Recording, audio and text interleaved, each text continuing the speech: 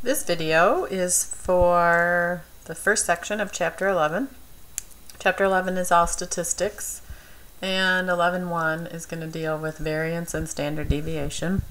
So here are your objectives. I can calculate measures of center and spread. Those are the two important items here.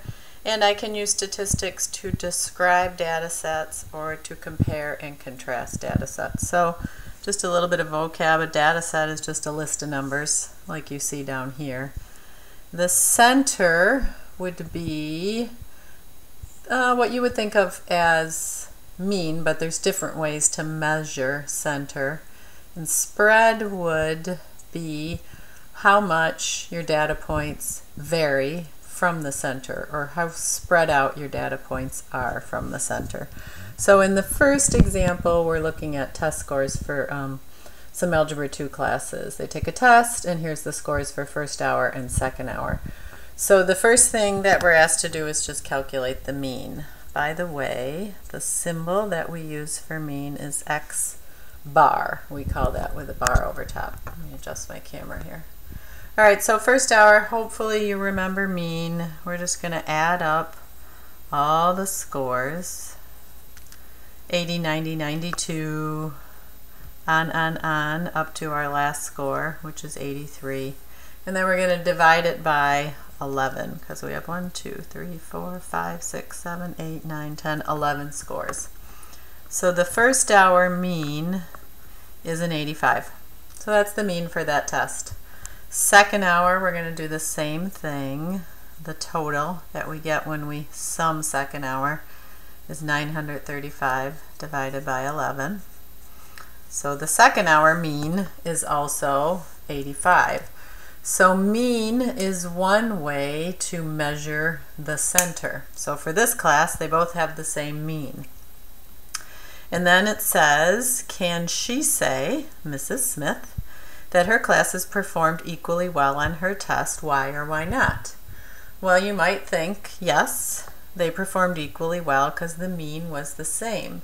However, if you look closely at the scores, you will notice, for instance, the low score in second hour was a 55 and the high score was 100. And if you look at first hours, theirs do not vary as much. When you learned statistics in Algebra 1, this would be the range from 55 to 100. So second hour has a bigger range. So for this, you would say no. Although the means are the same,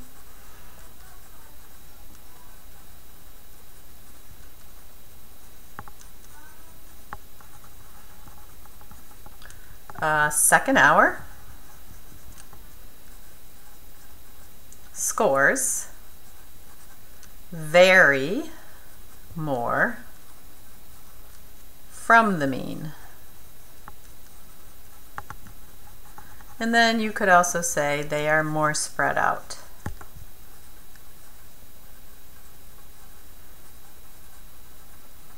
So sometimes the measure of the center can be a little bit misleading.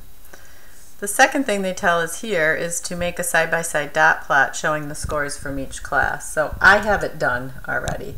What I would like you to do is reproduce this on your paper. So pause the video and make your two number lines identical for first hour and second hour. So I just chose to put 84 in the middle. And then you want to put a dot for each score. So pause the video, make your chart, and then this just gives you a visual representation of what we set up here. Okay, the mean for both classes is 85, which is right here. If you look at first hour, there's a lot of points. Really, the majority of the 11 points are scattered closely to the mean of 85. But if you look at second hour, we do have 4 stacked up here on 84, but then we have 3 way up here at 100, and we have 1 way down here at 55, which didn't even fit on the scale. So what does the dot plot show about the distribution of the scores? This is similar to what we said above, and you should pause the video and copy this. First hour scores are all distributed close to the mean of 85. Second hour scores are more spread out. They have a low at 55 and a high at 100. So mean is not a good representation of the center for second hour. The center of these scores, because of the spread, is not well represented by the 85. Okay. Now, we're going to go on to talk about different ways to measure the spread. So we said in the beginning that we're going to talk about spread, and we showed you in that example that the second hour class had more spread out data. So the way that we put a value to how spread out data is standard deviation. Okay, this is some terms we need to get to standard deviation, and once again, I filled these in already, but you should pause the video and copy them. So deviation means kind of like it sounds. Think of how much a particular score, or more correctly, a particular data point varies from the mean. So what you do is you take the difference, you're subtracting the data point and the mean. Okay, so you're finding the difference between a mean and another point in the data set. Variance is roughly the average of the squared difference from the mean. So you take this subtraction that you just did up here and you square it. That is the variance. And then standard deviation, you take the variance and you take the square root of it. So standard deviation is the square root of the variance, and standard deviation is always positive. So I would like you to add that standard deviation measures how much data varies from the mean. Or you can think it measures spread, how spread out the data is from the mean. So if you think about the first example here, second hour would have a larger standard deviation than first hour. They both have the same mean, but because second hour data is more spread out, it would have a larger standard deviation. These are the steps for finding standard deviation. And once again, this is a lot. I'm going to recommend again that you pause the video and copy these. But the first step is you have to find the mean. And then you take each of your data points and you subtract them from the mean. So subtract mean from each value or score. So mean is represented as x bar. This would be a data point minus the mean. After you do that subtraction, your third step is going to be to square that difference. So that's your data point minus the mean, the whole quantity squared. Then you add all those up. You're going to have a bunch of these, one for each data point, and you're going to add them all up and divide by n minus 1. The result of this is the variance. So then the last step, once you have the variance, is you take the square root of it, and then you have your standard deviation. This is what it looks like in formula form. So this is variance. X is each data point. X bar is the mean. N is the total number of data points. So that's the variance. To get the standard deviation, you take all this, stick it under the square root, and square root it. Okay, in the next example, we're going to do one. Now we're going to do one long way. You're going to do one long way. And then in class, we will learn how to do it on the calculator. So good news is, we will do these on the calculator. So here's a list. Gave you a short list while we're learning this because we're doing this by hand. So these are our x's. They're just our data points. So the first thing you want to do is take these data points, copy them in the x column. Okay, then we want to do the subtraction. But notice we need the mean before we can do the subtraction. So again, for the mean, we're going to add them all up. And we're going to divide by 1, 2, 3, 4, 5.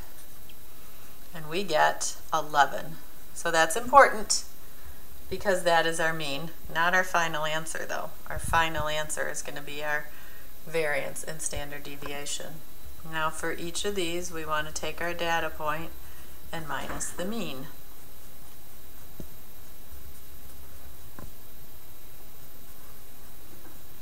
Okay, so we're going to get -7, -2, 0, 2, 7. Now we need to square those numbers.